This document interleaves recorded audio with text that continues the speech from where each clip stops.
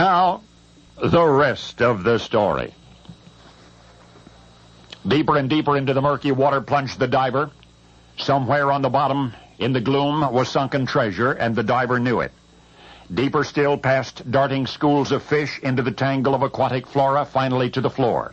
The diver reached down and felt something, and then scooped up the small muddy spheres in both hands. Hundreds, perhaps thousands of them. As the mud swished away, the spheres gleamed white. This was the sunken treasure the diver had sought. His dive had succeeded. He had found the golf balls. But this is the rest of the story. The diver's name was Greg Wareham. Greg's been a good swimmer since the age of 7. He did not start diving until he was 23, and it was then that he bought a wetsuit and diving equipment. He took lessons, purchased a $1,000 golf ball washer, went into business with a friend, and retrieved lost golf balls from golf course ponds and resold those balls. He would travel the country in a blue van. He worked north in the summer and south in the winter. He sent literature describing his golf ball recovery service to every golf course and every country club that he could find.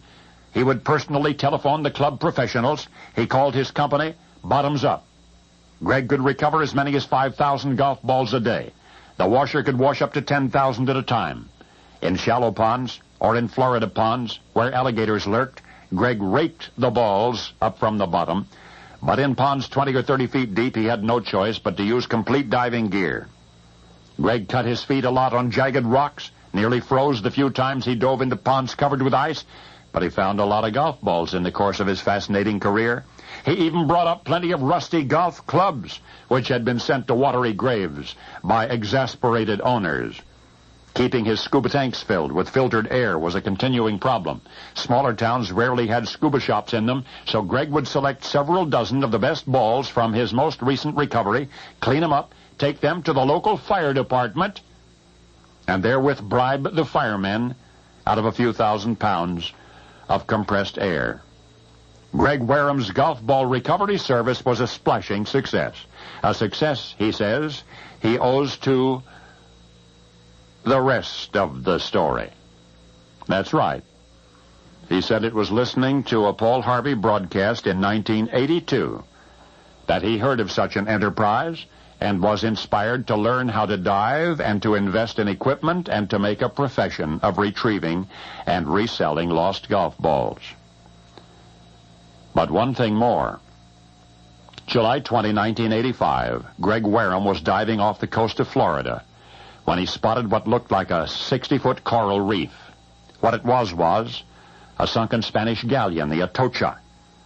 The ship had been lost in a storm 362 years before. And Greg received a cut of her cargo. Silver and gold and jewels. And Greg was awarded a share of those. And Greg, I want a piece of the action.